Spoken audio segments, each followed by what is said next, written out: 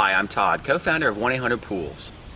A question that many pool owners commonly ask is, I have an in-ground vinyl liner swimming pool and the liner bead is popping out of the coping extrusion.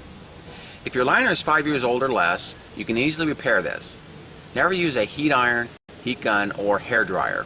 The only safe way to heat a liner is to use hot water. Get a large pot and heat the water until it's almost boiling. Bring the hot water to the area where the liner is popped out of the coping. Get a smaller pot for applying the hot water to the liner.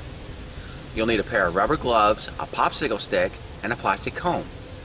Remember, the water is hot enough to cause a major burn to your skin, so please use common sense for you and where children are concerned.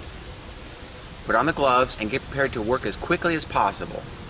For a small section, such as 6 inches or less, take your small pan, scooping out the hot water from the large pan, and pour it over the entire area you're working on. Fold the bead in half, pulling up on the liner, and start pushing the bead back into the coping. Now once the bead's back in the coping, you will need to lock it in place.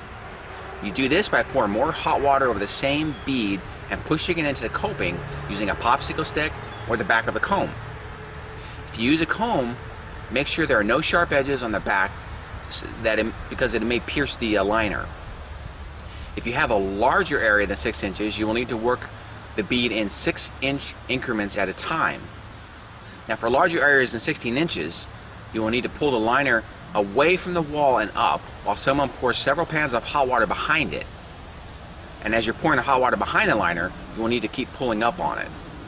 And you need to do this in 60-second increments after pouring the water. Then remember to lock the bead as you go. If your liner is older than 5 years, you can use the same procedure described above, but you will need to use your best judgment as to the condition of the liner material. If the liner is dry and hard, it's probably not a good idea to make this repair, as you may rip it.